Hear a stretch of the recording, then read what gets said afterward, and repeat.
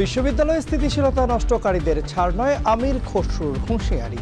১৭ বছর দেশের বাইরে থাকারাই গুপ্ত বললেন গোলাম পরোয়ার। মিথ্যা ফটোকল দিয়ে মিথ্যা কথা বলে মানুষকে বিভ্রান্ত করবে না, গুপ্ত আপনার শিবিরকে বলেন। যারা স্থিতিশীলতা নষ্ট করবে তারা সে যেই হোক, এখানে আইনের চোখে কাউকে ছাড় দেওয়া হবে। বেশি দামে কেনা জ্বালানির প্রভাব ভোক্তাদের উপর পড়বে না জানালেন বাণিজ্য মন্ত্রী। বাসে নির্ধারিত ভাড়ার বেশি নেওয়ায় যাত্রীদের ক্ষোভ।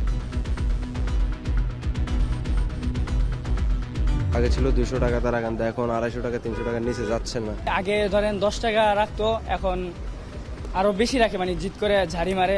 ভাড়া বেশি নিচে, তেলের দাম হলে বাড়তি, আর তেল পাচ্ছে না।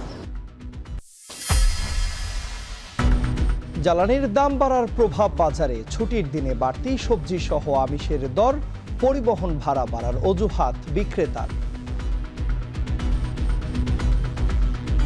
আগে যে মুরগি কিনছি 170 টাকা দিয়ে, এখন ওই মুরগির দাম 190 টাকা প্লাস হয়ে গেছে। এখন আসলে মানুষের ইনকামের সাথে মিলতেছে না। যে জিনিসই কিনতে যাই দাম আগের থেকে একটু বেশি। কারণ কি জিজ্ঞেস করলে বলে ভাই তেলের জন্য দাম বেশি।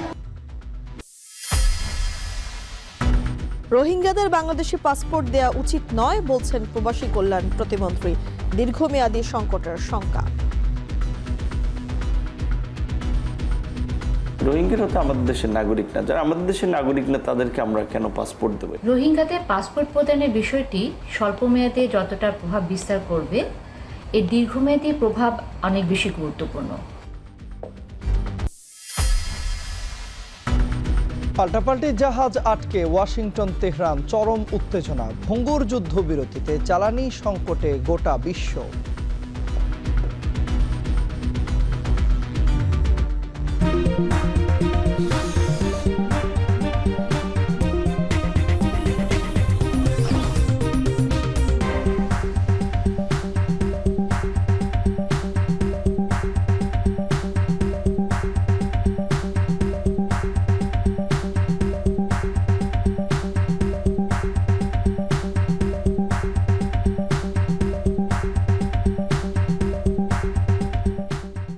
স্বাগত। এখন দুপুরের সঙ্গে আছি আমি তানজিলা খান মিম এবং আমি তন্ময় কুমার রায়। বিএনপি স্থিতিশীলতা ও সহনশীলতার রাজনীতিতে বিশ্বাসী। বিশ্ববিদ্যালয়গুলোতে যারা স্থিতিশীলতা নষ্ট করবে তারা যে দলেরই হোক তাদের ছাড় না দেওয়ার হুঁশিয়ারি দিয়েছেন অর্থমন্ত্রী আমির খসরু মাহমুদ চৌধুরী। সকালে চট্টগ্রাম বিশ্ববিদ্যালয় ক্যাম্পাসে কথা বলেন তিনি। মন্ত্রী বলেছেন, প্রতিটি দলেই কিছু উচ্ছৃঙ্খল ব্যক্তি থাকে, তাদের কর্মকাণ্ডকে দলগতভাবে দেখার সুযোগ নেই। এ সময় বিদ্যুৎ ও জ্বালানি সংকট প্রসঙ্গে মন্ত্রী বলেছেন, সংকট নেই এটি বলারও সুযোগ নেই, তবে ব্যবস্থাপনা ভালো হওয়ায় এই আন্তর্জাতিক সংকট দক্ষভাবে মোকাবিলা করা সম্ভব হচ্ছে। সময় লাগলেও স্বচ্ছতার ভিত্তিতে সব সমাধান করবে বিএনপি। এইখানে স্থিতিশীলতা নষ্ট করবে এমন কোনো শক্তি, তারা যেই হোক, কাউকে এখানে ছাড় দেওয়া হবে না। আমি পরিষ্কার ভাষায় বলছি, কাউকে ছাড় দেওয়া হবে না। আমরা একটা স্থিতিশীল, সংবেদনশীল, সহনশীল রাজনীতির পথে চলছি বাংলাদেশে। এই পথে যারা বাধাগ্রস্ত করবে কাউকে ছাড় দেওয়া হবে না। যারা জামায়াত শিবিরকে গুপ্ত বলে 17 বছর তারাই বিদেশে লুকিয়েছিল। দুপুরে ঝিনাইদহে জেলা জামায়াতের ওয়ার্ড সভাপতি সম্মেলনে এমন মন্তব্য করেন জামায়াতের সেক্রেটারি জেনারেল মিয়া গোলাম পরোয়ার। তিনি আরও জানান, অন্তর্বর্তী সরকারের সময় উপদেষ্টা পরিষদের মধ্যে বর্তমান সরকারের গুপ্ত উপদেষ্টা ছিল, তারা এখন সরকারের মন্ত্রী হয়েছেন। শিক্ষা প্রতিষ্ঠানে ছাত্রদলকে হায়নার মতো লেলিয়ে দেওয়া হচ্ছে বলে অভিযোগ করেন গোলাম পরোয়ার। সকালে সরকার সেই পুরনো কর্তৃত্ববাদী শাসনের পথে ফিরতে যাচ্ছে, তবে জনগণ সরকারের সেই আশা পূরণ করতে দেবে না বলে জানান জামায়াতের এই কেন্দ্রীয় নেতা।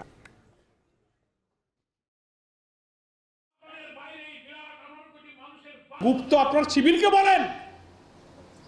জনগণ যদি বলে যে 17 বছর যারা দেশে না থেকে এখন আসছে তারাই গুপ্ত ছিল, জনগণ যদি বলে সরকারের মধ্যে উপদেষ্টায় লুকিয়ে থেকে তারা এখন পররাষ্ট্রমন্ত্রী হয়েছে, আপনি গুপ্ত। বিশ্ববিদ্যালয়গুলোতে ছাত্র দলের নেতারাই তো বলছে আমরা 17 বছর বিশ্ববিদ্যালয়ে কোনো রাজনীতি করতে পারি না, এখন কোথা থেকে উঠল? তাহলে আপনারাও গুপ্ত। মধ্যপ্রাচ্য সংঘাতের কারণে আন্তর্জাতিক বাজার থেকে অতিরিক্ত দামে জ্বালানি কেনা হলেও এর পুরো চাপ ভোক্তাদের ওপর পড়তে দেবে না সরকার। এমন মন্তব্য করেছেন বাণিজ্য মন্ত্রী খন্দকার আব্দুল মুক্তাদির। শুক্রবার দুপুরে সিলেট সদরে নদী পুনর্খননের কাজ পরিদর্শন শেষে একথা জানান তিনি। চলমান বিদ্যুৎ সংকট কাটাতে তেল ও গ্যাসের স্টোরেজ ফ্যাসিলিটি বাড়ানো হবে বলেও আশ্বস্ত করেন মন্ত্রী। যে দামে বাইরে থেকে ডিজেল আনি বা অন্য পেট্রোলিয়ামজাত পণ্য আনি, সেটি থেকে সরাসরি ভোক্তার জন্য কনসার্ন যেটা, ভোক্তার সাথে সম্পর্কিত যেটা, যে এইখানে খুচরা মূল্য কি সেটি। তো পাম্প থেকে আপনি ডিজেল পাচ্ছেন 115 টাকা, বাড়তি মূল্যে আসলেও সেই অভিঘাতটা সরকার তার বিভিন্ন টুলসের মাধ্যমে ধারণ করে সেই শকটা ভোক্তা পর্যায়ে পৌঁছাতে দেয় না। জ্বালানি তেলের দাম বৃদ্ধির পরও পাম্পের সামনে গ্রাহকদের লম্বা লাইন। তীব্র গরমে তেল পেতে চরম ভোগান্তি পোহাচ্ছেন তারা। বিস্তারিত জানাতে রামপুরা থেকে যুক্ত হচ্ছেন আফজাল হোসেন। আফজাল, গ্রাহকরা কি চাহিদা মতো জ্বালানি তেল সংগ্রহ করতে পারছেন কিনা জানাবেন। মিম, বিগত কয়েক সপ্তাহ ধরে পেট্রোল পাম্পের সামনে যে দীর্ঘ লাইনটা দেখেছি, আজকে শুক্রবার সকাল থেকেই খুব একটা সেই আগের যে সেই চিত্রগুলো আসলে তেমন একটা দেখা যাচ্ছে না। এবং গ্রাহকরা বলছেন যে আগে যেই পরিমাণ লম্বা সময় ধরে তাদেরকে অপেক্ষা করতে হতো, সেই অপেক্ষার সময়টা অনেকটাই কমে এসেছে। আমি সকাল থেকে রাজধানীর প্রায় 15 থেকে 20টি পেট্রোল পাম্প ঘুরেছি এবং সেখানে দেখেছি অন্যান্য সময় যেখানে 1 থেকে 1.5 কিলোমিটার ক্ষেত্র বিশেষে আরও বেশি দীর্ঘ লাইন থাকতো, শত শত মোটর বাইক লাইন ধরে থাকতো, এমনকি মধ্যরাতেও লাইন ধরে থাকতো। সকাল থেকে যেখানে শুরু হবে তেল দেয়া সেই পাম্পগুলোতেও সেই চিত্র আজকে সকাল থেকেই কিছুটা কমে এসেছে। যদিও ভোগান্তি হচ্ছে, আপনি জানেন এখন তীব্র গরম, মধ্য দুপুর, আজকে জুমার সময়, নামাজের সময়, দুপুরের খাবারের সময়, এই সময়ের মধ্যে অনেককে লাইনে দাঁড়িয়ে থাকতে হচ্ছে। তবে এই থাকার যে সময়টা, সেই অপেক্ষার যে সময়টা, সেটা অনেকটাই কমে এসেছে। এবং আজকে ডিপো সরকারি বন্ধ হওয়ার কারণে ডিপোতে পাম্প মালিকরা তেল পাননি, আগামীকালকে পাবেন। এবং আগামীকালকে যদি তারা তেল পান, আশা করছেন যারা ক্রেতা তারা যে কালকেও এই যে সময়টা কম লাগছে এই ধারা অব্যাহত থাকবে এবং হয়তো শিগগিরই এই পরিস্থিতি কাটিয়ে উঠতে পারবেন। বিশেষ করে আপনি জানেন সম্প্রতি তেলের দাম বাড়ানো হয়েছে এবং অন্যান্য যেই সুবিধাগুলি অর্থাৎ ফুয়েল পাস চালু করা হয়েছে, সব মিলে গ্রাহকদের যে তেলের যে লম্বা লাইন সেটা কমে যাচ্ছে। এবং এখানে আরও একটা আপডেট হচ্ছে, এর আগে আমরা দেখেছি যে একটা সীমানা বেঁধে দেওয়া হতো যে 500 টাকার তেল দেওয়া হবে, 200 টাকার তেল দেওয়া হবে। এই সীমারেখাটা এখন বেশিরভাগ পাম্পে নেই। বিশেষ করে পেট্রোল, ডিজেল এই সীমারেখাটা দেখা যাচ্ছে না। এখানে ক্রেতারা তার চাহিদা অনুযায়ী নিতে পারছেন, যদিও অকটেন নেওয়ার ক্ষেত্রে কিছুটা কড়াকড়ি থাকছে, তবে ফুয়েল পাস থাকলে সেইখানেও সুবিধা মিলছে। সব মিলিয়ে এতটুকু বলা যায় যে আগের তুলনায় এখন পেট্রোল পাম্পের সামনের যেই বাইকারদের বা চালকদের যে দীর্ঘ সারি, সেটা কিছুটা কমে এসেছে। মিম, রামপুরা থেকে সরাসরি যুক্ত হচ্ছিলেন সহকর্মী আফজাল হোসেন। জ্বালানি তেলের মূল্য বৃদ্ধির প্রেক্ষিতে গণপরিবহনের ভাড়া পুনর্নির্ধারণ করেছে সরকার। সরকারি সিদ্ধান্ত অনুযায়ী প্রতি কিলোমিটারে বাসের ভাড়া 11 পয়সা বাড়ানো হলেও বাস্তবে চিত্রটি অনেকটাই ভিন্ন। ভাড়া বৃদ্ধির ঘোষণার পর থেকেই রাজধানীর অভ্যন্তরীণ রুটে চলাচলকারী বাসগুলোতে অতিরিক্ত ভাড়া আদায়ের অভিযোগ করেছেন যাত্রীরা। আন্তঃজেলা লোকাল বাসগুলোও নিচ্ছে অতিরিক্ত ভাড়া। দেখুন মাহবুব হাসান রিপনের প্রতিবেদন। গেল শনিবার সব ধরনের জ্বালানি তেলের দাম বৃদ্ধির পর গত বৃহস্পতিবার কিলোমিটারে 11 পয়সা বাড়ানো হয়েছে ডিজেল চালিত বাস, মিনি বাসের ভাড়া। তবে নতুন নির্ধারিত ভাড়ার চেয়ে বাড়তি টাকা আদায় করা হচ্ছে। দূরপাল্লার লোকাল বাসগুলো নতুন ভাড়ার চেয়ে 50 থেকে 100 টাকা অতিরিক্ত ভাড়া আদায় করছে বলে অভিযোগ যাত্রীদের। তবে কাউন্টার বাস সার্ভিসগুলো এখনও ভাড়া সমন্বয় করে নতুন তালিকার অপেক্ষায় রয়েছে। ভাড়া হচ্ছে আগে ছিল 200 টাকা তারা গান, এখন 250 টাকা 300 টাকার নিচে যাচ্ছে না।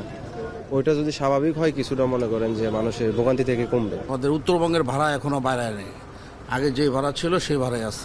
যখন সিদ্ধান্ত আসবে তখন আমরা বলতে পারবো, এর আগে আমরা বলতে পারতেছি না।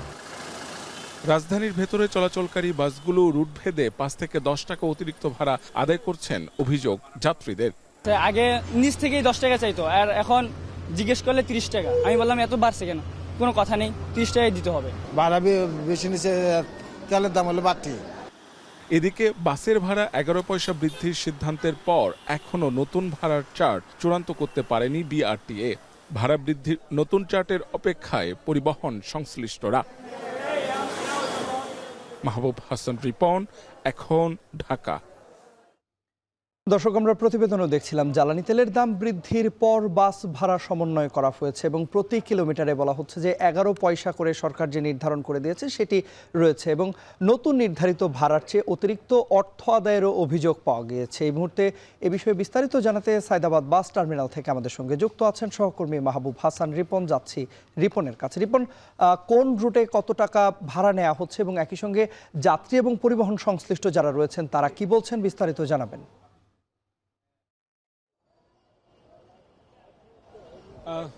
তন্ময়, প্রথমত যদি বলি সেটা হচ্ছে যে এখান থেকে, অর্থাৎ আমি সায়দাবাদ বাস টার্মিনালে রয়েছি, এখান থেকে সিলেটগামী যারা যাচ্ছেন তাদের কাছ থেকে 50 থেকে 70 টাকা অতিরিক্ত ভাড়া নেওয়া হচ্ছে বলে আমরা একটা অভিযোগ পেয়েছি এবং এই নিয়ে আমরা যখন সংশ্লিষ্টদের সাথে কথা বলেছি তখন তারা বলেছেন যে ভাড়া বাড়ানো হয়েছে, সেই ভাড়া সমন্বয় করে তারা হচ্ছে এই দামটি রাখছেন। কিন্তু অন্যান্য ক্ষেত্রে আমরা যেটি দেখলাম যে বিভিন্ন জায়গায় আমরা যে কাউন্টার সার্ভিসগুলো দেখেছি সেখানে তারা অপেক্ষা করছেন বিআরটিএ কর্তৃক যে নতুন চার্ট প্রকাশ করার পরে তারা ভাড়া বাড়াবেন, এরকম বিষয়ে আমরা জানতে পেরেছিলাম। আরেকটি বিষয় সেটি হচ্ছে যে লোকাল যে আন্তজেলা বাসগুলো রয়েছে, আমরা যখন মহাখালীতে ছিলাম আমরা সেখানে বেশ কিছু অভিযোগ পেয়েছি। ময়মনসিংহ এবং টাঙ্গাইলের ক্ষেত্রে তারা বলছেন যে 50 থেকে 100 টাকা অতিরিক্ত ভাড়া নেওয়া হচ্ছে। আমরা যখন গাবতলী গিয়েছি, গাবতলীতে আমরা দেখেছি যে গাড়িগুলো মানিকগঞ্জে যাবে সেখানেও দেখা যাচ্ছে যে 30 থেকে 40 টাকা বাড়ানো হয়েছে। অর্থাৎ লোকাল যে গাড়িগুলো রয়েছে যাদের কাউন্টার সার্ভিস নেই সেই বাসগুলো তারা কিন্তু ভাড়া বাড়িয়ে ফেলেছেন ইতিমধ্যে। আর ঢাকা শহরের মধ্যে যে সকল বাস চলাচল করছে, বিশেষ করে বিভিন্ন রুটে ঢাকা শহরের মধ্যে অভ্যন্তরীণ যে বাসগুলো চলাচল করছে সেখানে আমরা যে অভিযোগটা পেয়েছি সেটি হচ্ছে যে বিভিন্ন রুটে তারা হচ্ছে চার্জ করছেন যে ভাড়া বেড়েছে, এই কারণে তারা 5 থেকে 10 টাকা বেশি নেওয়ার চেষ্টা করছেন। তবে বিভিন্ন ক্ষেত্রে গ্রাহকরা অনেক বেশি সচেতন হয়, যাত্রীরা অনেক বেশি সচেতন হয়, অনেক সময় তারা পেরে উঠছেন না, এটা নিয়ে বাকবিতণ্ডা তৈরি হচ্ছে। এই বিষয়গুলো সম্পর্কে আমরা আসলে জানতে পেরেছি। তো সার্বিকভাবে আজকে যে বিষয়টা আসলে আমরা দেখলাম সেটি হচ্ছে যে কিছু কিছু জায়গায় ভাড়া বেড়েছে, আবার কিছু কিছু জায়গায় নতুন চার্টের জন্য অপেক্ষা করা হচ্ছে এবং আমরা খোঁজ নিয়ে জেনেছি যে বিআরটিএ হয়তো 2-1 দিনের মধ্যে নতুন চার্ট তারা প্রকাশ করবে, তখন ভাড়ার যে বিষয় সমন্বয় করার যে বিষয় তখন সেটি করা হবে বলে আমরা জানতে পেরেছি। এই ছিল সায়দাবাদ বাস টার্মিনাল থেকে আমার কাছে সবশেষ। তন্ময়। সহকর্মী মাহবুব হাসান রিপন যুক্ত হয়েছিলেন সায়দাবাদ বাস টার্মিনাল থেকে। জ্বালানির মূল্যবৃদ্ধির প্রভাব পড়েছে পণ্য পরিবহন ও উৎপাদনে, যার প্রভাব পড়তে শুরু করেছে নিত্যপণ্যের বাজারে। রাজধানীর বাজারে গত মাসের তুলনায় বেশ কিছু পণ্যের দাম বাড়তি। ক্রেতাদের অভিযোগ, পরিবহন ভাড়া বাড়ার অজুহাতে পণ্যের দর বেশি রাখছেন বিক্রেতারা। আরো শোনাবেন জাভেদ আব্দুল্লাহ। রাজধানীর কাঁচাবাজারে 60 থেকে 70 টাকার মধ্যে রয়েছে বেশিরভাগ সবজির দর। 20 টাকা বেড়ে শসা 120 আর গাজর 50 টাকায় বিক্রি হচ্ছে। মূলা 40-50, সিম 90-100 টাকা, এইটা আপনার চিচিং হয়েছে গা 70-80 টাকা। বিক্রেতারা জানান নানা জেলায় তাপ প্রবাহ চলছে, তীব্র গরমে সবজি পচে যাচ্ছে, পরিবহনও মিলছে না কম টাকায়। বাজারে সবার শুধু একটাই অজুহাত, তেলের জন্য দাম বেশি। জ্বালানি তেল দাম বাড়ছে, এই কারণে চিনি, পোলাও চাল, তারপরে সোয়াবিন তেল, লবণ এগুলোর দাম বাড়াইছে। ক্রেতারা বলছেন পরিবহন ভাড়া বৃদ্ধির অজুহাতে দর সামান্য বেশি চাচ্ছেন বিক্রেতারা। সরকারে সাপ্লাই আছে কিন্তু দাম তো সেই পরিমাণ কমে না, অনেক বেশি বর্তমানে। জিনিসের দাম তো অনেক বেশি, এখন কোথায় সমস্যা সেটা তো খুঁজে বের করতে হবে। সাধারণত কেউ বলে ট্রাক ভাড়া বেশি, এর কারণে মালের দাম বেশি, এক এক জায়গায় এক এক রকম। এদিকে বাজারে বেড়েছে সব রকম মাছের সরবরাহ। কার্প, রুই বিক্রি হচ্ছে 250 থেকে 280 টাকায়, কাতলা, পাবদা মিলছে 320 থেকে 380 টাকার মধ্যে। দর নিয়ে ক্রেতা বিক্রেতার রয়েছে মিশ্র প্রতিক্রিয়া। মাছের মাছ আর কিছু কিছু দেশি মাছ আংশিক আছে, এজন্য মাছের দামটা আগের থেকে একটু বেশি এবং সরবরাহ কম। 4 কেজির উপরে এগুলো হলো 420, 5 কেজি সাইজে 450, এরকম বড় যত বড় হবে অত দাম। মানে সব মালের দাম বেশি, বেঁচে থাকাই দায়। যেটা আগে ছিল মনে করেন হয়তো 100-150 টাকা কেজি, এখন আসলে মানুষের ইনকামের সাথে মিলতেছে না। সোনালী মুরগির দাম গত মাসের তুলনায় 40 টাকা বেড়ে 320 থেকে 360 টাকায় বিক্রি হচ্ছে। ডজনে 10 থেকে 12 টাকা বেড়েছে ডিমের দর। জাভেদ আব্দুল্লাহ, এখন, ঢাকা। চট্টগ্রামের বাজারে এই সপ্তাহে বেড়েছে বেশ কিছু সবজি, ডিম, চিনি ও মশলার দাম। ক্রেতারা বলছেন পণ্যমূল্য বৃদ্ধির পাশাপাশি এলপিজি সিলিন্ডারের দাম বাড়ায় খাদ্যে ব্যয় বাড়বে সবার। এতে বিপাকে পড়বেন নির্দিষ্ট আয়ের মানুষ। বিস্তারিত জানাবেন হোসাইন জিয়াদ। জ্বালানির মূল্য বাড়লে প্রভাব পড়ে পণ্যের উৎপাদন ও পরিবহনে, যা শেষমেশ যোগ হয় পণ্য মূল্যে। চট্টগ্রামের বাজারে এ সপ্তাহে বেড়েছে সবজি, মাছ, চিনি সহ বেশ কিছু পণ্যের দাম। বরবটি, ঝিঙা, করলা, ঢেঁড়স সহ গ্রীষ্মকালীন সব সবজির দামই কেজিতে 70 থেকে 80 টাকা। বেড়েছে শসা, টমেটো, ধনিয়া পাতার দামও। মিষ্টি কুমড়া, তারপর শীত করলা, এই কাঁকড়াতে দাম মোটামুটি এরকম দাম না বাড়ে, মোটামুটি আছে। ডিমের দাম ডজনে বেড়েছে 15 টাকা, বিক্রি হচ্ছে 130 টাকায়। এছাড়া ব্রয়লার মুরগি কেজি 190 টাকা, সোনালী 330 ও লেয়ার মুরগি 360 টাকা। এক সপ্তাহের ব্যবধানে আপনার ডিমের রেট বাড়ে গেছে, এখন 1060 টাকা চলতে আছে ছ, আর আপনার ডজন চলতেছে 130 টাকা। ফার্মাসকে আমরা 190 টাকা 85 টাকা বিক্রি করতেছি। গত সপ্তাহে আপনার 170 টাকা 75 টাকা বিক্রি করছি। চট্টগ্রামের বাজারে সামুদ্রিক মাছের ভালো সরবরাহ থাকে, তবে এখন 58 দিনের নিষেধাজ্ঞা চলায় মিঠা পানির মাছে দাম বেড়েছে কেজিতে 15 থেকে 20 টাকা। সামুদ্রিক মাছের সরবরাহ নেই বললেই চলে।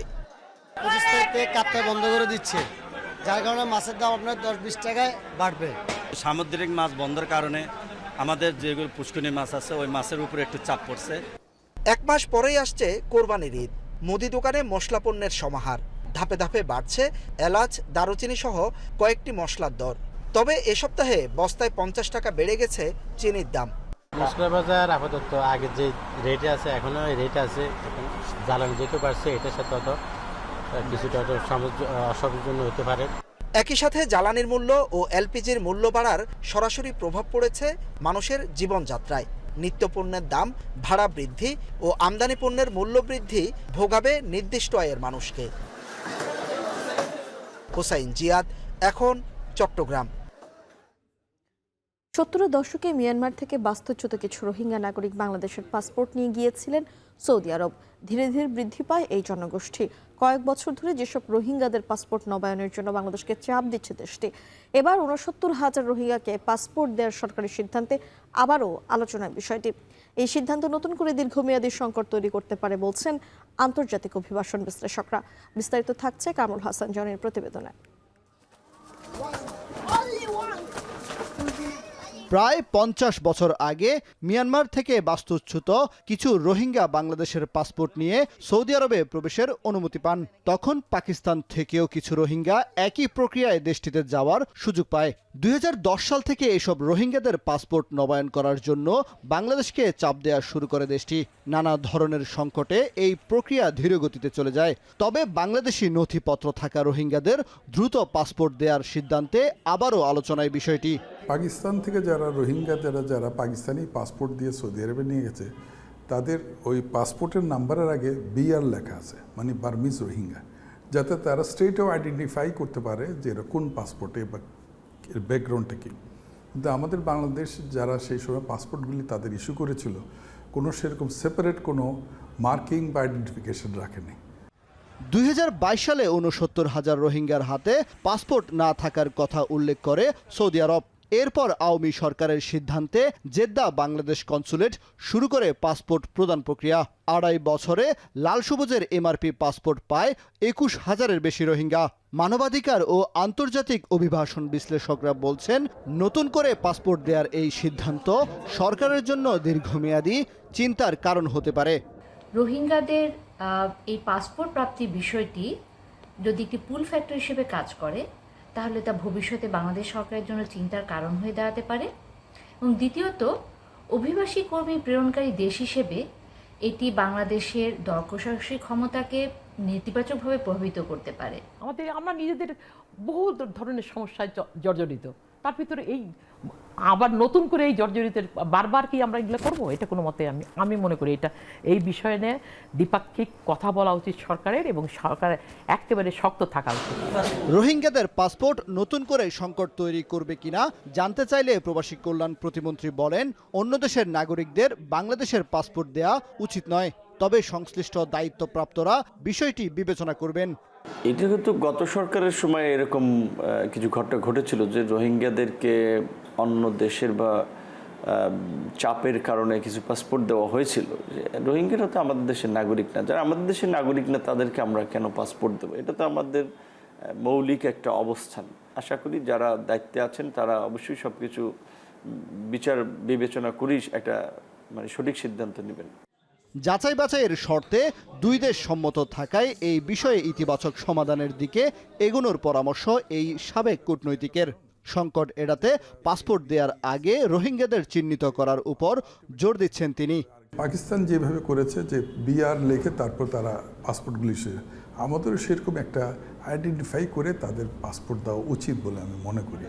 তবে ভবিষ্যতে এই পাসপোর্টের অনুকূলে নাগরিক সুযোগ সুবিধার চাহিদা বা জটিলতা তৈরি হবে কিনা এই শঙ্কাও করছেন আন্তর্জাতিক অভিবাসন সংশ্লিষ্টরা। কামরুল হাসান জনি, এখন, ঢাকা। হামের প্রাদুর্ভাবে বাড়ছে উদ্বেগজনক হারে। এ বিষয়ে বিস্তারিত জানাতে মহাখালী ডিএনসিসি হাসপাতাল থেকে আমাদের সঙ্গে যুক্ত আছেন সহকর্মী ইমদাদুল আজাদ। যাচ্ছে ইমদাদের কাছে। ইমদাদ, হাম এবং উপসর্গ নিয়ে নতুন করে কতজন রোগী হাসপাতালে ভর্তি হয়েছেন, বিস্তারিত জানাবেন।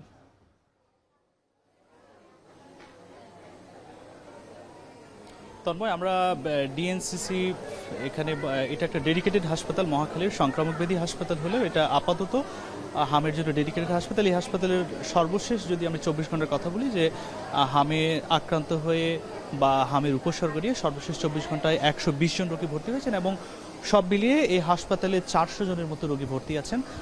তার আমরা যেটি দেখছি যে এর মধ্যে অধিকাংশই সাধারণত শিশুর পাশাপাশি বয়স্ক যারা আছে, বিশেষ করে 8 বছরের উপরে বা 30 বছর 35 বছর বয়সী রোগীও এখানে ভর্তি আছে। সব মিলিয়ে আমরা যেটি দেখতে পাচ্ছি যে অধিকাংশই, বিশেষ করে যারা বয়স্ক রোগী আছেন তারা শুরুতে তাদের জ্বর মনে করেই তারা আসলে প্রাথমিকভাবে চিকিৎসা নিয়েছেন স্থানীয়ভাবে। পরবর্তীতে যখন সেটি হাম বা শনাক্ত হয়, পরে তারা এই হাসপাতালে এসেছেন বা অন্য হাসপাতালে চিকিৎসা নিয়েছেন। আর শিশুদের ক্ষেত্রেও যেটি শিশুর স্বজনদের সাথে, তাদের অভিভাবকদের সাথে আমরা কথা বলে যেটি দেখতে পাচ্ছি যে অধিকাংশ শিশুই হাঁচি কাশি, নাক দিয়ে রক্ত ঝরা, চোখ লাল হওয়া, এই সমস্যাগুলো তাদের শুরুতে ছিল। পরবর্তীতে সমস্যা যখন আরও তীব্র হয়, পরবর্তীতে তারা এই হাসপাতালে বা চিকিৎসকের শরণাপন্ন হয়েছেন। এই আমরা আরেকটু বিষয় যদি বলি যে এই হাসপাতালে গত 24 ঘন্টায় আউটডোরে চিকিৎসা সেবা দিয়েছে 242 জনকে। এছাড়া ছাড়পত্র পেয়েছে গত 24 ঘন্টায় 158 জন। এছাড়া গতকাল এই হাসপাতালে এক শিশু মারা গিয়েছে এবং গতকাল নমুনা পরীক্ষা হয়েছে এই হাসপাতালে 947 জনের মধ্যে। এর মধ্যে 647 জনের পজিটিভ এসেছে, হাম পজিটিভ। সেই হিসেবে বলা যায় যে অর্ধেকেরও বেশি রোগী আসলে যারা চিকিৎসা নিতে আসছেন তারা হাম শনাক্ত হচ্ছে। এবং চিকিৎসকরাও বলছেন যে যেটি অসুবিধা, যে তাদের আসলে আক্রান্ত হওয়ার পরেই মুখে ঘা দেখা দিচ্ছে এবং তারা খেতে পারছে না। তো তন্ময়, এই ছিল মহাখালীর সংক্রামক ব্যাধি হাসপাতাল থেকে আমার কাছে সর্বশেষ। সহকর্মী ইমদাদুল যুক্ত হয়েছিলেন আমাদের সঙ্গে মহাখালী ডিএনসিসি হাসপাতাল থেকে। হজ পালনের উদ্দেশ্যে ঢাকা ছাড়ছেন হজ যাত্রীরা। ক্যাম্পের ব্যবস্থাপনা জানাতে ঢাকার আশকোনা হজ ক্যাম্প থেকে যুক্ত হচ্ছেন জাহিদ হাসান। জাহিদ, একটু জানাবেন হজ ফ্লাইট ও হজ যাত্রী বিষয়ে কি তথ্য রয়েছে? ফ্লাইট বিলম্ব হওয়ার কোনো অভিযোগ হজ যাত্রীদের পক্ষ থেকে রয়েছে কিনা?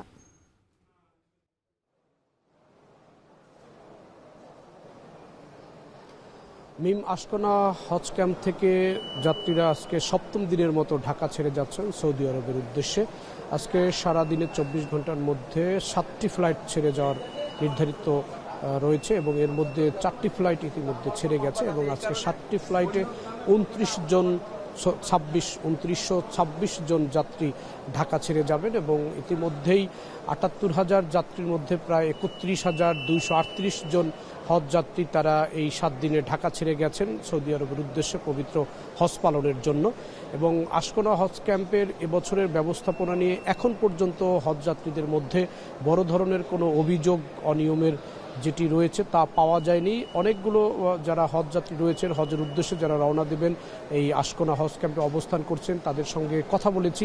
তারা ব্যবস্থাপনা নিয়ে সন্তুষ্ট, এখন পর্যন্ত যা ব্যবস্থাপনা রয়েছে। একই সঙ্গে যে এজেন্সির মাধ্যমে যারা হজে যাচ্ছেন, সেই এজেন্সির ভোগান্তি হয়রানি নিয়েও বড় ধরনের কোনো অভিযোগ এবছর হজ ক্যাম্পের ব্যবস্থাপনা কমিটিতে যারা রয়েছেন তারাও পাননি। এবং কিছু বিষয় রয়েছে যে বাড়তি কিছু সুবিধা রয়েছে। এবার যারা হজে যাচ্ছেন সেই হজ যাত্রীদের যে লাগেজগুলো রয়েছে সেগুলো র্যাপিং করার জন্য, অর্থাৎ মোড়ানোর জন্য ব্যবস্থাপনা ফ্রি রাখা হয়েছে এবং তাদের যে পানি দেওয়া হচ্ছে সেই পানির ব্যবস্থাপনা এবার ফ্রি রাখা হয়েছে, অর্থাৎ বিনামূল্যে এগুলো করে দেওয়া হচ্ছে। একই সঙ্গে এবার 20 মার্চে সকল ভিসাগুলো আগেই নিশ্চিত হয়ে যাওয়ার কারণেই কোনো ধরনের বাড়তি হয়রানি নেই। তবে এখন যদি নতুন করে এজেন্সিগুলো কোনো ভিসা করতে চায় তাহলে সৌদি আরবের হজ ব্যবস্থাপনা কমিটির অনুমতি সাপেক্ষে সুনির্দিষ্ট সময়ের জন্য তাদেরকে অনলাইনে এই সুযোগ দেওয়া হবে এবং সেটি একটি নির্ধারিত সময়ের জন্য দেওয়া হয়। এরপর আবার অনলাইন সুবিধা বন্ধ করে দেওয়া হয়। এবং এবারে হজ ব্যবস্থাপনায় 3টি বিমান এয়ারলাইন্সে করে যাত্রীরা যাচ্ছেন। এর মধ্যে অর্ধেক যাত্রী বহন করছে বিমান বাংলাদেশ এবং 30% যাত্রী বহন করছে সৌদি এয়ারলাইন্স এবং আর 15% যাত্রী বহন করছে ফ্লাই যে যাত্রী রয়েছে সেই যাত্রী। এবং এখন পর্যন্ত যারা এখান থেকে যাচ্ছেন তাদের কারোই এখন পর্যন্ত ফ্লাইট দেরি হওয়ার মতো অভিযোগ পাওয়া যায়নি এবং এখান থেকে তাদের সব কিছু ব্যবস্থাপনা ঠিক করে এবং যে কাজগুলো আনুষঙ্গিক রয়েছে সেগুলো সব শেষ করে এখান থেকে বাসে করে এবং যে যানবাহন রয়েছে নিজস্ব ব্যবস্থাপনায় ধর্ম মন্ত্রণালয়, সেই বাসে করে নিরাপত্তা বেষ্টনীতে তাদেরকে বিমানবন্দরে নিয়ে যাওয়া হয় এবং সেখান থেকেই তারা নির্ধারিত বিমানে করে সৌদি আরবের উদ্দেশ্যে রওনা দিচ্ছেন। মিম, আশকোনা হজ ক্যাম্প থেকে সরাসরি যুক্ত হয়েছিলেন সহকর্মী জাহিদ হোসেন। বন্ধ হয়ে গেছে দিনাজপুরের বড় পুকুরিয়া তাপ বিদ্যুৎ কেন্দ্র। এদিকে পানি সংকটে বন্ধ হয়ে গেছে কাপ্তাই পানি বিদ্যুৎ কেন্দ্রের 4টি ইউনিট। গেল কয়েকদিন ধরেই লোডশেডিংয়ে নাকাল দেশের বিভিন্ন এলাকায়। এরই মধ্যে সংকট ঘনীভূতের শঙ্কায় বাড়ল বড় পুকুরিয়া তাপ বিদ্যুৎ কেন্দ্র বন্ধ হয়ে যাওয়ায়। কারিগরি ত্রুটির কারণে বুধবার রাত 10টায় বন্ধ হয়ে যায় দিনাজপুরের পার্বতীপুরে বড় পুকুরিয়া তাপ বিদ্যুৎ কেন্দ্রের চলমান দ্বিতীয় ইউনিটটি। এদিকে কাপ্তাই হ্রদে পানি সংকটে বন্ধ হয়ে গেছে কাপ্তাই পানি বিদ্যুৎ কেন্দ্রের 4টি ইউনিট। বর্তমানে শুধুমাত্র 2 নম্বর ইউনিটটি দিয়ে 38 মেগাওয়াট বিদ্যুৎ উৎপন্ন হচ্ছে। অনাবৃষ্টি ও দাবদাহের পানি শুকিয়ে যাওয়ায় এই সংকট দেখা দিয়েছে বলে জানিয়েছেন কাপ্তাই পানি বিদ্যুৎ কেন্দ্রের কর্তৃপক্ষ। হরমুজ প্রণালীতে যুক্তরাষ্ট্র ইরানের পাল্টাপাল্টি জাহাজ আটকের জেরে ফের বৈশ্বিক জ্বালানি বাজারে অস্থিরতা দেখা দিয়েছে। এর মধ্যে শুক্রবার আন্তর্জাতিক বাজারে ব্যারেল প্রতি অপরিশোধিত তেলের দাম ছাড়িয়েছে $106। একই সঙ্গে জ্বালানি সরবরাহ নিয়েও উদ্বেগ বাড়ছে। ইরানের ওপর যুক্তরাষ্ট্রের অবরোধ অব্যাহত রাখার খেসারত দিচ্ছেন খোদ মার্কিনরাও। তৌহিদুর রহমান জানাচ্ছেন বিস্তারিত। ইরান সংশ্লিষ্ট জাহাজ বা ট্যাঙ্কার হরমুজ পারাপারের চেষ্টা করলে দুর্ধর্ষ অভিযান চালাচ্ছে মার্কিন বাহিনী। অবরোধের আওতায় জব্দ করছে একের পর এক জাহাজ। তবে মার্কিন অবরোধ ও জব্দের হুমকিকে বৃদ্ধাঙ্গুলি দেখিয়ে এখন পর্যন্ত হরমুজ পার হয়েছে 30টির বেশি ইরানি জাহাজ। শুধু তাই নয়, নিজেদের শক্তির জানান দিতে জাহাজ আটকের জন্য পাল্টা অভিযানও চালাচ্ছে আইআরজিসি। সবশেষ ওয়াশিংটন একটি তেলবাহী জাহাজ জব্দের জবাবে ভারতগামী গ্রিস ও পানামা পতাকাবাহী জাহাজ জব্দ করেছে ইরান। দুঃসাহসী সেই অভিযানের ভিডিও প্রকাশ করেছে আইআরজিসি। পাল্টাপাল্টি বাণিজ্যিক জাহাজ আটকের ঘটনায় ওয়াশিংটন ও তেহরানের মধ্যে উত্তেজনার পারদ এখন তুঙ্গে। এতে করে চরম অনিশ্চয়তা ও হুমকির মুখে পড়েছে বিশ্বের 20% জ্বালানি সরবরাহের গুরুত্বপূর্ণ নৌরুট হরমুজ প্রণালী। এতে করে বিশ্ববাজারে ফের আকাশচুম্বী হচ্ছে জ্বালানি তেলের দাম। সামুদ্রিক পথে ওয়াশিংটন ও তেহরানের সংঘাত তীব্র হওয়ায় শুক্রবার ব্যারেল প্রতি অপরিশোধিত জ্বালানি তেলের দাম $106 ছাড়িয়েছে, যা বুধবার সমাপনী মূল্যের চেয়ে 5% বেশি। ইরানি বন্দরের উপর মার্কিন অবরোধের জেরে হরমুজ প্রণালীতে চলমান উত্তেজনার খেসারত দিচ্ছে খোদ যুক্তরাষ্ট্র। দরপতনের কবলে মার্কিন শেয়ার বাজার। S&P 500-এর সূচক কমেছে 0.41%। এমনকি 28 ফেব্রুয়ারি ইরানে মার্কিন ইসরায়েলি হামলার পর যুক্তরাষ্ট্রে ঊর্ধ্বমুখী গ্যাসের দাম।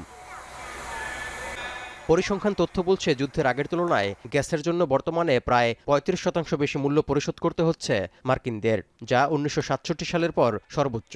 এমনকি গ্যাসের অস্বাভাবিক দাম বৃদ্ধি অব্যাহত থাকায় 69% বা 2/3 বেশি মার্কিন নাগরিক উদ্বিগ্ন হয়ে পড়েছে। ক্ষোভ বাড়ছে ট্রাম্প প্রশাসনের উপর। এমন পরিস্থিতির পরও চুক্তি না হওয়া পর্যন্ত ইরানের বিরুদ্ধে অবরোধ অব্যাহত রাখার হুমকি থেকে সরে আসছেন না মার্কিন প্রেসিডেন্ট, যার কারণে ভঙ্গুর যুদ্ধবিরতির জেরে জ্বালানি সংকটে আর কতদিন বিশ্বকে ধুঁকতে হবে তাও অজানা। তৌহিদুর রহমান, এখন বিশ্ব। মালয়েশিয়ায় বেড়াতে গিয়ে সড়ক দুর্ঘটনায় মারা যাওয়া বাংলাদেশি ট্রাভেল ব্লগার মুজাহিদ মিল্লাতের পরিবারে নেমে এসেছে শোকের ছায়া। দুর্ঘটনায় আহত তার স্ত্রী বর্তমানে হাসপাতালে ভর্তি রয়েছেন। এই দম্পতির বাড়ি বাংলাদেশের হবিগঞ্জ জেলায়। স্থানীয় সময় বৃহস্পতিবার ভোরে কুয়ালালামপুর বিমানবন্দর থেকে রওনা দেওয়ার পর ম্যাক্স হাইওয়েতে দুর্ঘটনার শিকার হন তারা। প্রাথমিক তদন্তে জানা গেছে দেশটির একজন সেনা সদস্য মদ্যপ অবস্থায় গাড়ি চালিয়ে উল্টো পথে ঢুকে পড়েন। এ সময় বিপরীত দিক থেকে আসা গাড়ির সঙ্গে মুখোমুখি সংঘর্ষ হলে ঘটনাস্থলেই মারা যান মুজাহিদ। আহত অবস্থায় হাসপাতালে ভর্তি করা হয় তার স্ত্রীকে। এদিকে মালয়েশিয়ার পুলিশ জানিয়েছে হত্যার মামলা দায়েরের পর অভিযুক্ত সেনা সদস্যকে 5 দিনের রিমান্ডে নেওয়া হয়েছে।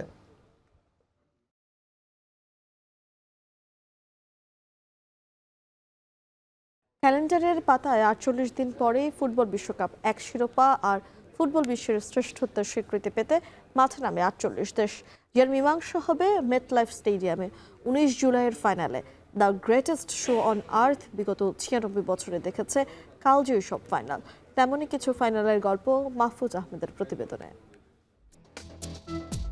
ফুটবল ইতিহাসের বাঁকে বাঁকে জড়িয়ে থাকা অসংখ্য রোমাঞ্চকর মুহূর্তের মধ্যে বিশ্বকাপ ফাইনালগুলো সবসময়ই আলাদা উন্মাদনা ছড়িয়েছে। সেই তালিকায় প্রথমেই আসবে 1966 সালের ইংল্যান্ড ও পশ্চিম জার্মানির ফাইনালটি। অতিরিক্ত সময়ে জিওফ হার্স্টের হ্যাটট্রিকে 4-2 ব্যবধানে জয় পায় থ্রি লায়ন্সরা। হার্স্টের গোল বিতর্ক আর বিশ্বকাপ ফাইনালের প্রথম হ্যাটট্রিকের স্মৃতি জার্মান ইংল্যান্ডের ফুটবল দ্বৈরথকে দিয়েছে আলাদা মাত্রা।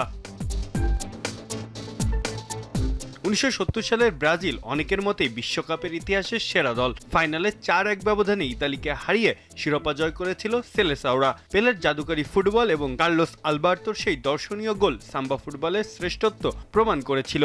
এই জয়ের মধ্য দিয়েই ব্রাজিল 3 বার বিশ্বকাপ জিতে জুলেরিমে ট্রফি স্থায়ীভাবে নিজেদের করে নেয়।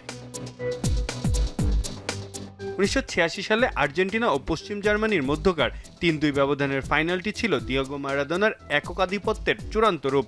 2 গোলে এগিয়ে থাকা আর্জেন্টিনার বিপক্ষে শেষ 7 মিনিটের ব্যবধানে জোড়া গোল করে ম্যাচে ফিরেছিল লড়াকু জার্মানরা। তবে অন্তিম মুহূর্তে মারাদোনার দুর্দান্ত এক পাস থেকে বুরচাগার জয়সূচক গোলে আলবিসেলেস্তারা নিজেদের দ্বিতীয় শিরোপা ঘরে তোলে এবং ম্যারাডোনাকে পৌঁছে দেয় অমরত্বের শিখরে।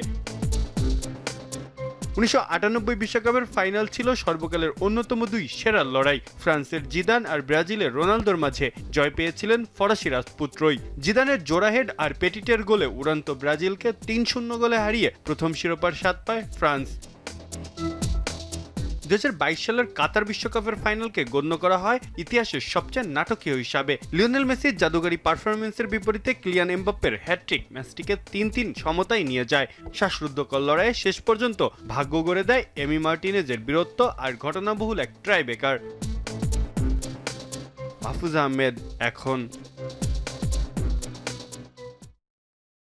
এই ছিল এখন দুপুরে। এখন টেলিভিশন ওয়েবসাইটে দেখতে ভিজিট করুন এখন.টিভি। ফেসবুকে দেখুন facebook.com/tv.এখন আর ইউটিউবে দেখুন youtube.com/c/echontv।